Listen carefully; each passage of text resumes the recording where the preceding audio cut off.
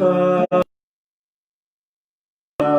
dan tak lupa pilihan Tuhan. Pimpinku di masa ini dan selanjutnya. Tuhan ingatkan kita,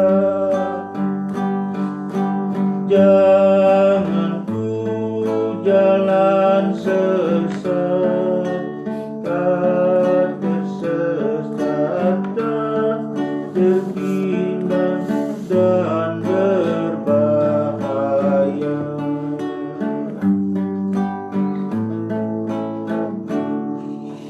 Itulah Bapak Ibu dan saudara-saudaraku pujian yang pertama kali yang dibawakan oleh Pak Apin. Bapak Ibu dan saudara-saudaraku, kita akan masuk dalam pengajaran tersebut. Namun sebelumnya, mari kita berdoa terlebih dahulu. Terima kasih Bapa di dalam kerajaan surga. Pada pagi hari ini hamba-Mu datang kembali ya Tuhan. Hamba-Mu datang mengucap syukur dan berterima kasih. Hamba-Mu masih diberi kesempatan untuk menyampaikan firman Tuhan. Tolong ya Bapa, berbicaralah kepada hamba-Mu, karena hamba-Mu tidak memiliki apa yang harus hamba-Mu ceritakan pada pagi hari ini. Hanya Roh Kuduslah yang berbicara kepada hamba-Mu, agar hamba-Mu dapat berbicara kepada saudara-saudara kami. Terima kasih Bapa, hamba-Mu berdoa di dalam nama Tuhan kami Yesus Kristus, yang menjadi juru selamat kami dan penebus kami. Amin. Bapak Ibu dan saudara-saudaraku, di dalam tema pada pagi hari ini saya sengaja membawa satu pelajaran bagaimana kita menghadapi hari-hari terakhir ya. Bagaimana kita menghadapi hari-hari terakhir kehidupan kita. Saudara, mari kita belajar kembali membuka Alkitab kita dan membaca firman Tuhan dengan sesuatu judul yang saya katakan tadi. Judul ini saudara sangat mengerikan jika kita mendengarnya, yaitu hidup harus bagaimana menghadapi hari-hari terakhir itu. Karena hal ini akan terjadi dan berlaku bagi setiap orang. Tidak ada seorang pun yang dapat menghindarinya dari kejadian ini. Oleh sebab itu saudara-saudara, mari kita baca dalam Alkitab, karena firman Tuhan ini ditulis dalam kitab Kejadian pasal 3 ayat 19. Dengan berpeluh engkau akan mencari makananmu sampai engkau kembali lagi menjadi tanah. Karena dari situlah engkau diambil, sebab engkau debu dan engkau akan kembali menjadi debu. Bapak Ibu dan saudara-saudaraku, kita telah membaca Alkitab, yaitu dalam Kejadian pasal 3 ayat 19 ini ditentukan ya saudara-saudara, ditentukan oleh Allah kepada manusia karena akibat daripada pelanggaran manusia itu sendiri. Kemungkinan saudara-saudara, dulunya Allah menciptakan manusia itu ingin selalu berada di hadapannya. Dan ingin manusia itu melayani Allah ya, supaya Allah bersama-sama dengan manusia. Karena manusia jatuh ke dalam pelanggaran dosa saudara-saudara ya, maka hukumannya yaitu dikatakan sini, dengan berpeluh engkau akan mencari makananmu sampai engkau kembali lagi menjadi tanah. Jadi kita mencari makanan itu saudara-saudara harus dengan berkeringat terlebih dahulu ya. Berkeringat terlebih dahulu untuk mencari makanan ini sampai engkau kembali lagi menjadi tanah. Jadi selama kita hidup akan berlaku setiap hari sedemikian rupa saudara-saudara. Karena dari situlah engkau diambil, sebab engkau debu dan engkau akan kembali menjadi debu. Jadi Bapak Ibu dan saudara-saudaraku, pada waktu kita dilahirkan kita tidak membawa apa-apa ya, tidak membawa apa, dan kembali pun kita tidak membawa apa-apa. Kekayaan, harta benda, pendidikan dan sebagainya, waktu kita mati saudara-saudara tidak ada di bawah selembar pun, kalau bukan yang hidupnya yang memakaikannya kepada kita. Oleh sebab itu, saudara-saudara, kita akan kembali menjadi debu. Saudara, dengan kematian ini ada beberapa cara, ya, ada beberapa cara. Ada karena penyakit, ada karena kecelakaan, saudara-saudara, ya. Kita tidak tahu waktunya kapan, nah, saudara-saudara, yang akan terjadi itu. Saudara, setelah Adam jatuh dalam dosa, saudara-saudara, maka umur manusia ada yang tertinggi, yaitu 984 tahun, yaitu Metusalah, saudara. Metusalah 984 tahun. Tetapi setelah itu turunan-turunan Adam ini berkurang, saudara-saudara. Dan berkurangnya turunan dan berkurangnya lama hidup itu ditentukan oleh Allah juga, ya, oleh Allah juga. Karena mungkin, saudara-saudara, Allah melihat manusia dengan tubuh ini, kalau sampai 900 tahun itu, saudara, sangat repot banget mungkin, ya, repot banget. Nah, oleh sebab itu Allah menentukan, saudara-saudara, berapa tahun kita diberikan waktu untuk hidup memakai tubuh yang panah ini, saudara-saudara. Alkitab menulis bahwa Allah memberikan waktu secara maksimal itu 120 tahun, ya, 120 tahun saja. Yuk kita baca dalam Kejadian pasal 6 ayat yang ketiga, saudara-saudara. Kejadian pasal 6 ayat yang ketiga. Berfirmanlah Tuhan, Rohku tidak akan selama-lamanya tinggal dalam manusia, karena manusia itu adalah daging, tetapi umurnya akan 120 tahun saja. Rasanya sudah lama juga, saudara-saudara, ya, lama juga 120 tahun itu. Nah, yang menjadi pertanyaan, saudara-saudara, bukan 120 tahunnya, bukan beberapa tahunnya, tapi selama kita hidup ini, badan ini, tubuh ini dipakai untuk apa, saudara-saudara? Yang menjadi pertanyaan, dipakai apa tubuh yang diberikan Tuhan kepada kita ini? Atau tubuh ini dipakai untuk memuji Tuhan, memuliakan Tuhan, atau tubuh ini dipakai untuk mempermalukan nama Tuhan, atau untuk menghina Tuhan, dan sebagainya, saudara-saudara, ya. Jadi yang menjadi pertanyaan itu, tubuh ini dipakai untuk apa selama saudara hidup, ya, selama hidup. Karena, saudara, tentang umur ini tidak ada seorang pun yang tahu, ya, yang tahu kapan tubuh ini akan kembali menjadi tanah dan debu. Oleh sebab itu, untuk kita menghadapi hari-hari terakhir kita, mari, saudara-saudara, kita isi, ya, kita isi dengan, saudara-saudara, kebaikan dan kebenaran. Bagaimana caranya, saudara-saudara? Ya, kalau kita menghadapi kematian itu, yang pertama, saudara-saudara, kita harus percaya kepada Allah yang menciptakan langit dan bumi. Yang kedua, saudara-saudara, kita harus menerima Tuhan Yesus Kristus yang menjadi juru selamat kita. Saudaraku, setiap orang pasti akan mengalami kematian ini. Namun waktunya, saya katakan tadi, seorang pun tidak ada yang mengetahui kapan kita mati ini. Oleh sebab itu, saudara-saudara, saya mempunyai pendapat atau mempunyai pendapat, saudara. Jadi untuk menghadapi hari kematian itu harus menganggap, ya, harus menganggap pada hari ini adalah hari terakhir kita. Hari ini adalah hari terakhir kita. Besok hari ini adalah hari akhir kita. Dan selanjutnya. Jadi setiap hari kita merenungkan dan berusaha bahwa hari ini kita akan mati. Itulah yang saya dapatkan, saudara-saudara. Nah, Bapak, Ibu, dan saudara-saudara, mari kita membuka dalam Matius pasal 24 ayat 40 sampai 42, saudara. Pada waktu itu, kalau ada dua orang di ladang, yang seorang akan dibawa dan yang lain akan ditinggalkannya. Ada dua orang perempuan sedang memutar batu kilangan, yang seorang akan dibawa dan yang lain akan ditinggalkannya. Karena itu berjaga-jagalah, sebab kamu tidak tahu pada hari mana Tuhanmu datang, sebab itu hendaklah kamu juga siap sedia, karena Anak Manusia datang pada saat yang tidak kamu duga. Bapak, Ibu, dan saudara-saudaraku, di sini kita melihat ya bahwa kematian itu tidak semuanya dibawa, saudara-saudara. Pada waktu Allah memusnahkan dunia ini dengan air bah, saudara-saudara, hanya 8 orang yang selamat, ya. Hanya 8 orang yang selamat. Nanti pada hari-hari terakhir kita tidak tahu, saudara-saudara, ya, tidak tahu.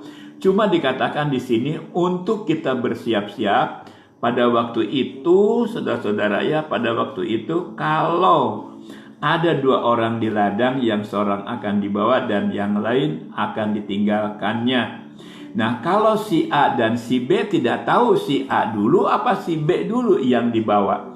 Nah, oleh sebab itu, saudara-saudara, dikatakan di sini, kalau ada 2 orang perempuan sedang memutar batu kilangan, yang seorang akan dibawa dan yang lain akan ditinggalkan. Ya, akan ditinggalkan. Jarang-jarang, saudara, orang yang mati dalam satu keluarga semua. Jarang. Tapi pasti ada yang hidupnya yang ditinggalkannya. Nah, oleh sebab itu, saudara-saudara, menjadikan pertimbangan buat kita semua yang ditinggalkan maupun yang meninggalkan. Kita harus bersiap-siap, dikatakan di sini, saudara-saudara. Karena itu berjaga-jagalah. Artinya berjaga-jaga itu, saudara-saudara, kita harus melakukan ya perbuatan yang baik dan benar setiap hari, saudara-saudara. Jangan mentang-mentang kapan Tuhan datang, saya nggak tahu, saya mau berbuat demikian, saudara-saudara. Jangan, ya. Kalau kita, saudara-saudara, ingin di akhir kemudian nanti, kalau Tuhan Yesus datang yang kedua kali menjemput kita, ya, kita akan dibangunkan kembali dan kita yang melakukan kebenaran dan kebaikan itu, ya, saudara-saudara, akan diajak masuk ke langit yang baru dan bumi yang baru. Karena itu berjaga-jagalah, sebab kamu tidak tahu pada hari mana Tuhanmu datang. Ya, tidak tahu, saudara. Kalau tahu, ya kita persiapan, saudara. Kalau karena tidak tahu, ya kita juga harus mempersiapkan. Sebab itu hendaklah kamu juga siap sedia, karena Anak Manusia datang pada saat yang tidak kamu duga. Bapak, Ibu, dan saudara-saudaraku, di dalam tubuh kita ini ada 2 kehidupan, ya. Yang pertama, kehidupan tubuh jasmani yang disebut tubuh duniawi, ya. Duniawi itu yang tubuh kita. Yang kedua yang disebut tubuh sorgawi, saudara-saudara. Ya. Yang mati ini adalah tubuh jasmani kita. Rohani kita tidak akan mati, saudara-saudara.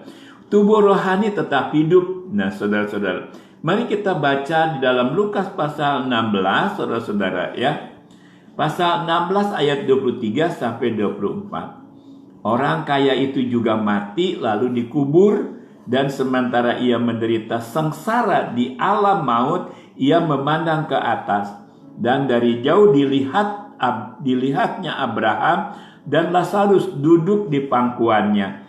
Lalu ia berseru, katanya, "Bapa Abraham, kasihanilah aku, suruhlah Lazarus supaya ia mencelupkan ujung jarinya ke dalam air dan menyejukkan lidahku, sebab aku sangat kesakitan dalam nyala api ini."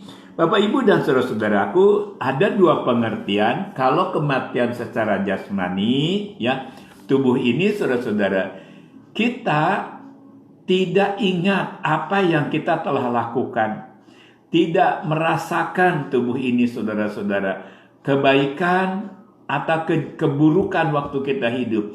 Tapi kebaikan atau keburukan itu akan dirasakan oleh tubuh yang rohani tadi, ya. Karena tubuh rohani ini tidak pernah mati, saudara-saudara. Yang mati itu adalah tubuh jasmani kita. Nah, oleh sebab itu, Bapak, Ibu, dan saudara-saudaraku, mari tubuh kedua-duanya ini kita peliharakan, ya. Kita peliharakan. Tubuh rohani tetap hidup, ya. Seperti dikatakan tadi, orang kaya itu juga mati lalu dikubur. dan sementara ia menderita sengsara di dalam alam maut, ia memandang ke atas. Berarti ini bukan tubuh jasmaninya, tapi tubuh rohaninya yang selamanya tidak pernah akan mati. Namun karena orang kaya ini saudara-saudara melakukan hal-hal yang tidak benar di hadapan Allah, maka pada waktu saudara-saudara dipisahkan, badan jasmani dan rohaninya mengalami satu kenyataan atau satu penderitaan, ya. Orang kaya itu juga mati lalu dikubur, dan sementara ia menderita sengsara di alam maut, ia memandang ke atas dan dari jauh dilihatnya Abraham dan Lazarus duduk di pangkuannya. Bapak Ibu dan saudara-saudara, nanti di dalam dunia yang akan datang kita akan melihat satu dengan yang lain. Seperti orang kaya dengan Lazarus dengan Abraham itu saling melihat. Namun dari antara tempat Abraham dan tempat orang kaya itu tidak bisa menyeberang, ya, tidak bisa menyeberang. Hanya kita saling dapat melihat. Bagaimana saudara rasanya, ya? Bagaimana rasanya kalau kita antara bapak dan anak, antara orang tua dan anak, antara suami dan istri, saudara-saudara. Kalau tempat yang berbeda nanti, ya. Yang satu di tempat pangkuan Abraham, yang satu di tempat penderitaan tadi. Bagaimana? Di tempat situ sudah tidak bisa kita mengulangi kembali kehidupan yang dapat dirasakan di tempat Abraham. Tetapi saudara-saudara, di tempat penyiksaan tadi pun tidak bisa pindah ke tempat yang ada di Abraham. Yang ada di Abraham tidak bisa pindah ke tempat di mana orang yang kaya tadi merasakan siksaannya. Oleh sebab itu mari kita Bapak Ibu dan saudara-saudara, kita berusaha semampu kita untuk melakukan kebaikan dan kebenaran tadi. Bapak Ibu dan saudara-saudaraku, kita akan melihat nanti ayat yang selanjutnya, namun sebelumnya kita akan mendengarkan satu pujian yang akan dibawakan oleh Pak Apit.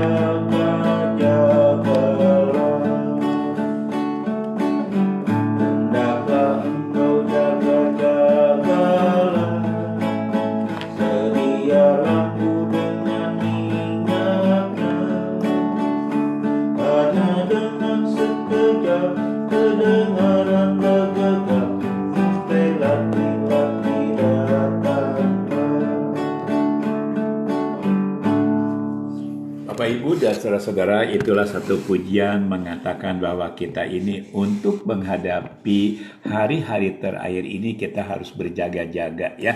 Maksudnya saudara-saudara, berjaga-jaga itu kita berusaha melakukan yang baik dan yang benar menurut Alkitab, saudara-saudara, bukan menurut pikiran kita.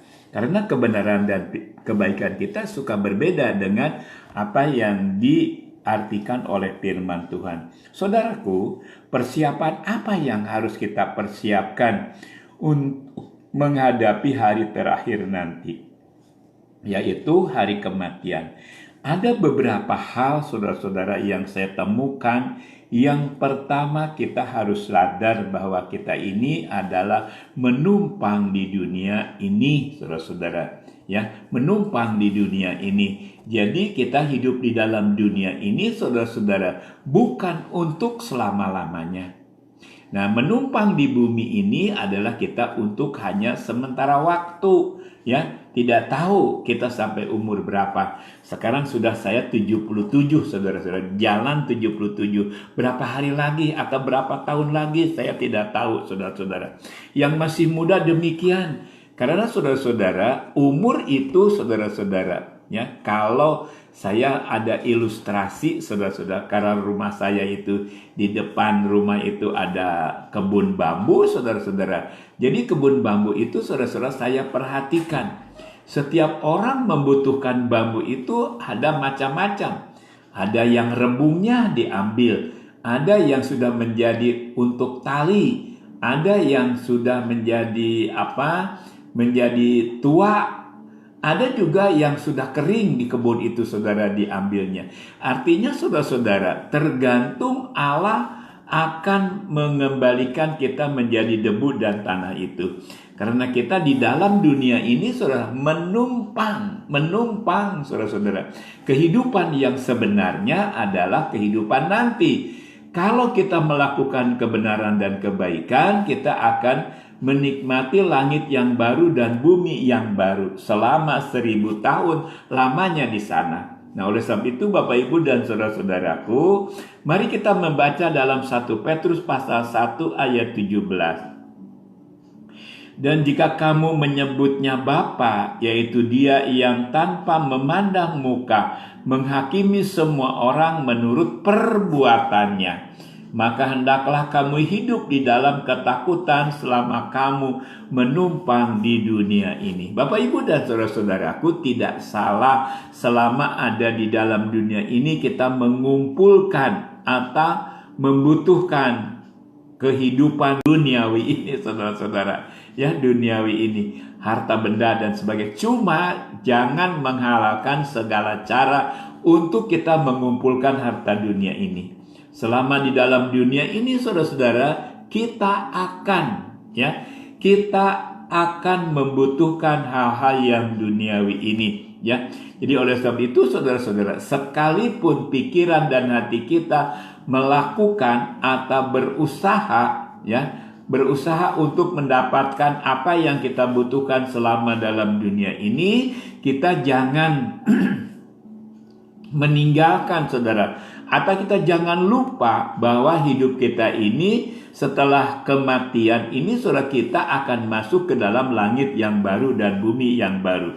Oleh sebab itu, saudara, mari kita, pikiran kita, hati kita, mari kita pindahkan ke dalam dunia yang akan datang, yaitu kekekalan di dalam dunia yang baru dan langit yang baru itu. Mari, Bapak, Ibu, dan saudara-saudara, supaya di mana kita meninggal atau mati, kita sudah punya bekal, ya, sudah punya bekal untuk di langit yang baru dan bumi yang baru. Bapak, Ibu, dan saudara-saudara, bagaimana caranya, ya, saudara-saudara, kita supaya kita mendapatkannya? Yang pertama, saudara-saudara, saya katakan tadi, ya, adalah kita harus menerima Tuhan Yesus terlebih dahulu dalam hati kita. Ya, yang pertama, untuk bisa masuk ke langit yang baru dan bumi yang baru itu, saudara, kita harus menerima Tuhan Yesus dalam hati kita menjadi penyelamat kita. Pak Martin, kan saya mah sudah menjadi orang Kristen. Ya, saudara, kalau kita hanya menjadi orang Kristen, belum tentu kita bisa menerima Tuhan Yesus Kristus di dalam hidup kita. Karena ada satu perbedaan, saudara-saudara, antara orang Kristen dan orang yang menerima Tuhan Yesus Kristus di dalam kehidupannya. Nah, oleh sebab itu mari kita menerima dulu Tuhan Yesus Kristus menjadi juru selamat kita.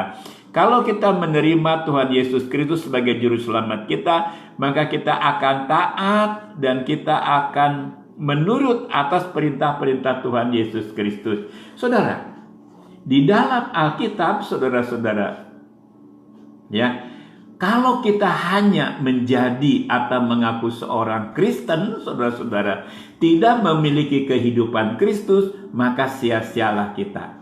Karena di dalam Alkitab tidak ditulis menjadi orang Kristus jaminan masuk surga, saudara-saudara. Ya, jangan salah pendapat, ya, jangan salah pendapat. Saya sudah menjadi orang Kristen pasti masuk surga. Di Alkitab tidak ada, saudara-saudara. Sebab apa, saudara-saudara? Tuhan Yesus ke dalam dunia ini tidak membawa agama Kristen, ya. Tuhan Yesus datang ke dunia ini tidak membawa agama Kristen, tapi Tuhan Yesus datang ke dunia ini membawa pengajaran, saudara-saudara, ya, membawa pengajaran supaya kita bisa kembali lagi kepada kepada pangkuan Allah kembali.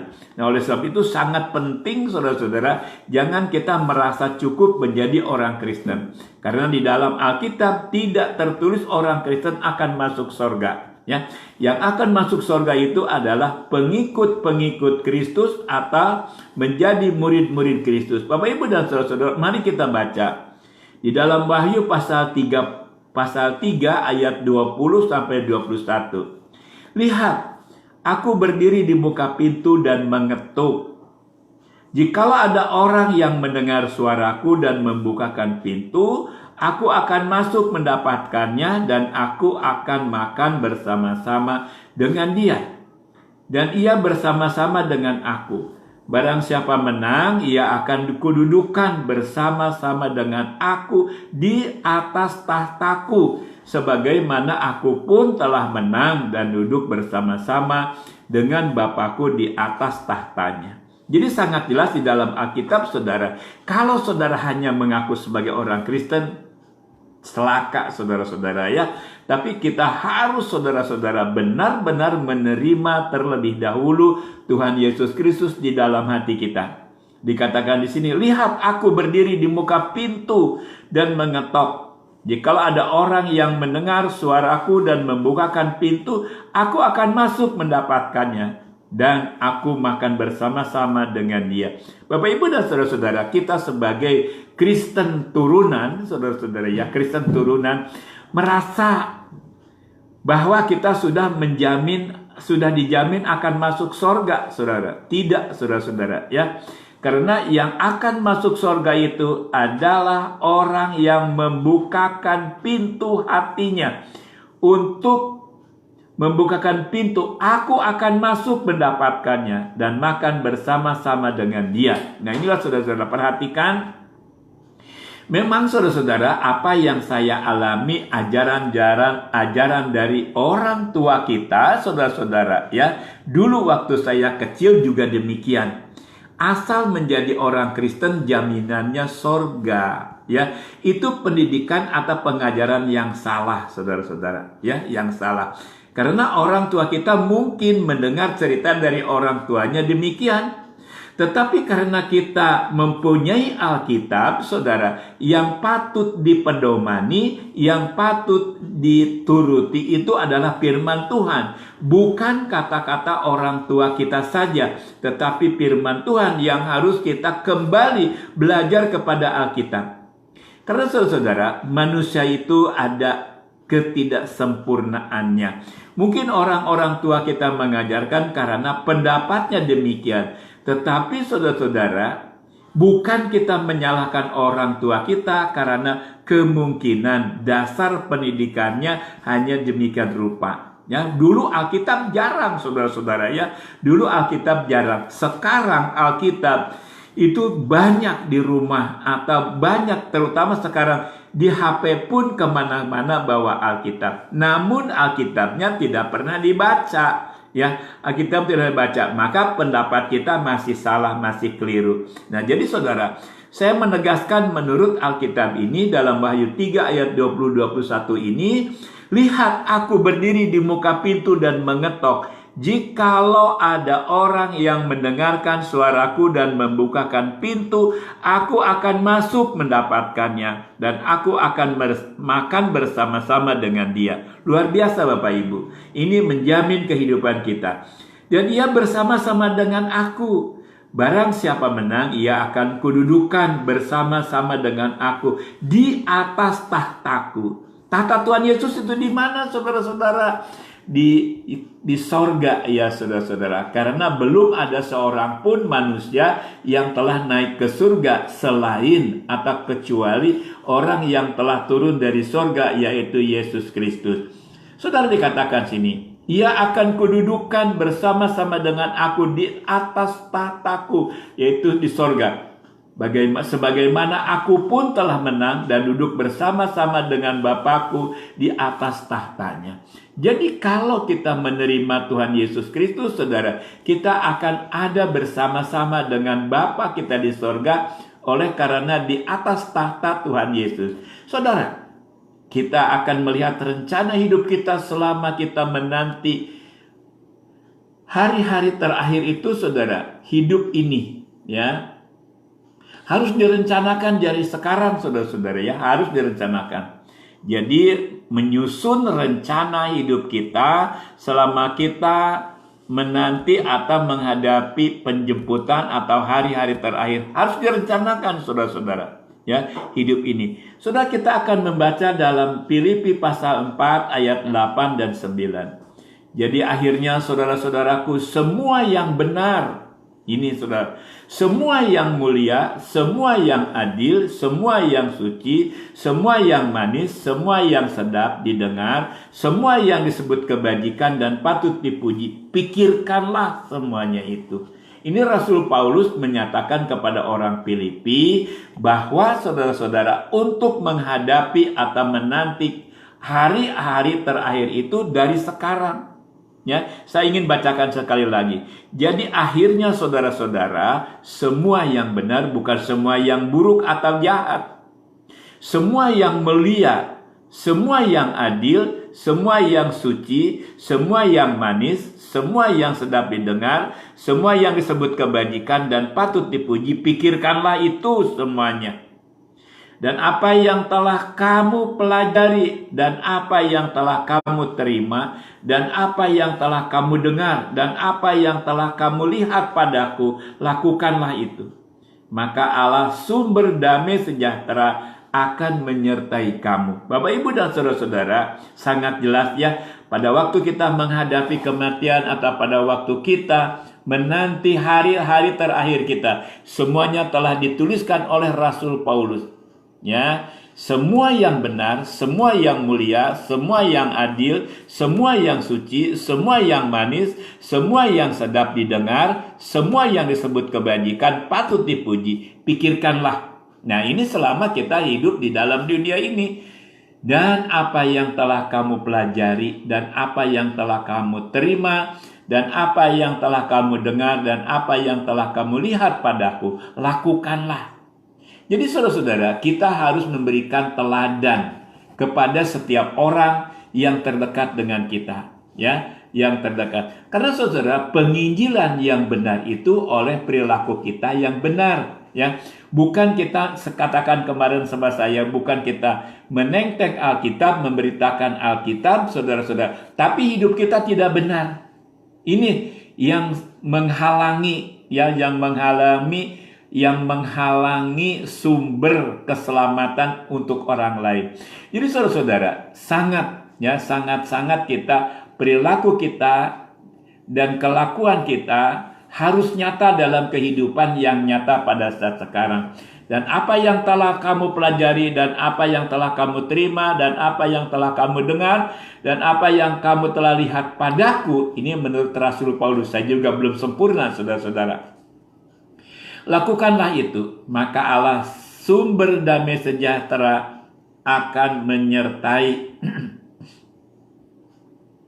akan menyertai kamu. Bapak, Ibu, dan saudara-saudaraku, mari kita belajar bersama-sama dengan saya. Saya juga belum sempurna, belum benar, tapi saya ingin berusaha supaya apa yang dikatakan Rasul Paulus saya akan memperlakukannya.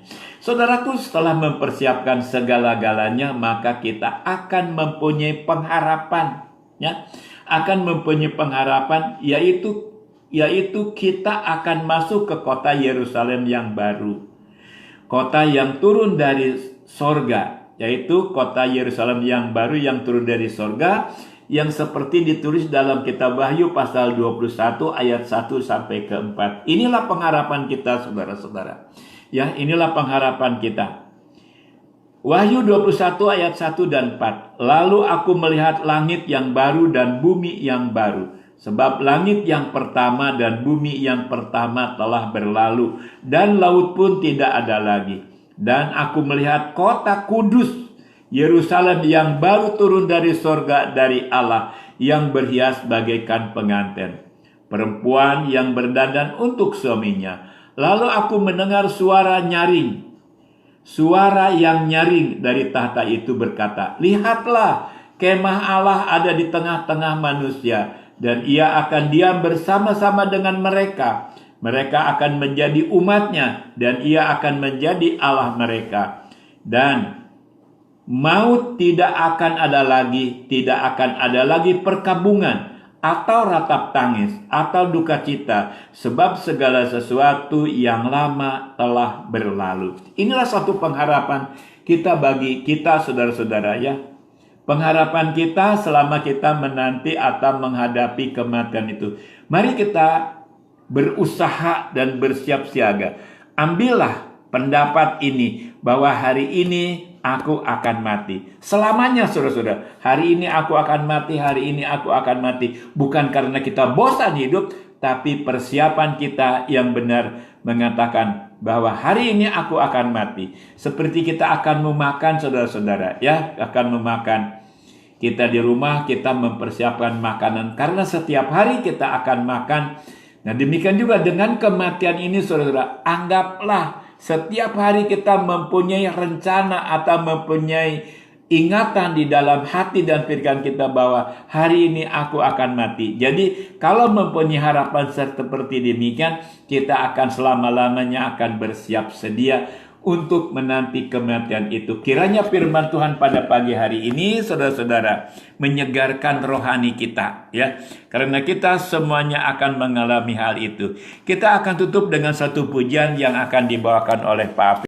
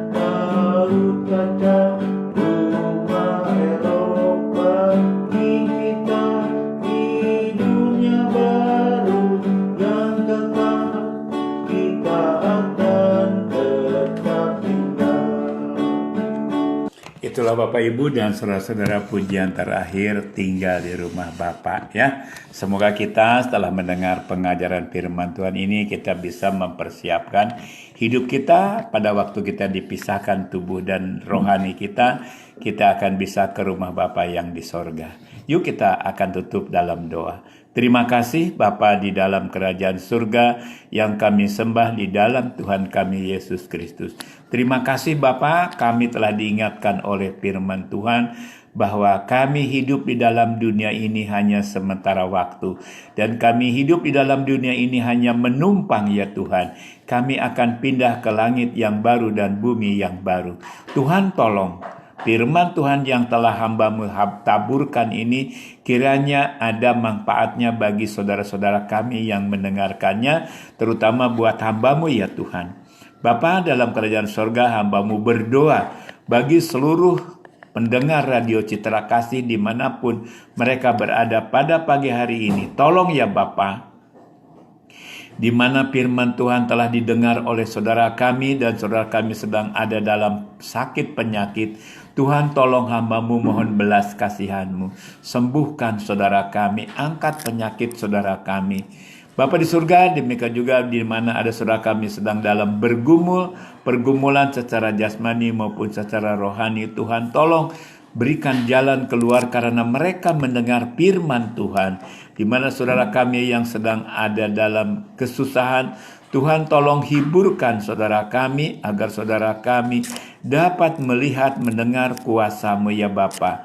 Penghiburan dari kuasa Roh Kudus. Bapa, hamba-Mu juga berdoa untuk kami yang berkumpul di studio. Untuk keluarga Pak Apin, keluarga Pak Joni, keluarga hamba-Mu sendiri ya Tuhan. Pagari dengan para malaikat dari surga. Bapa di surga, hamba-Mu Tanti berdoa untuk saudara kami Teh Din Parida yang dirawat di rumah sakit Cianjur. Tuhan tolong saudara kami agar saudara kami juga dapat merasakan jamahan kasih-Mu ya Tuhan. Tuhan, hamba-Mu menyerahkan kalau Tuhan mau menyembuhkan, tidak ada yang mustahil apapun penyakitnya. Hamba-Mu berdoa di dalam nama Tuhan Yesus Kristus untuk kesembuhan saudara kami. Bapa, hamba-Mu juga berdoa untuk pemerintahan bangsa dan negara kami Republik Indonesia ini. Hamba-Mu berdoa untuk Bapak Jokowi dengan para menterinya dan para pejabat dari yang tertinggi sampai yang terendah Tuhan. Tolong Bapa, berikan hikmat dan kekuatan untuk mengayomi rakyat Indonesia ini. Terima kasih Bapa, terima kasih. Bapa di dalam kerajaan surga pada pagi hari ini hamba-Mu mohon belas kasihan-Mu ya Bapa.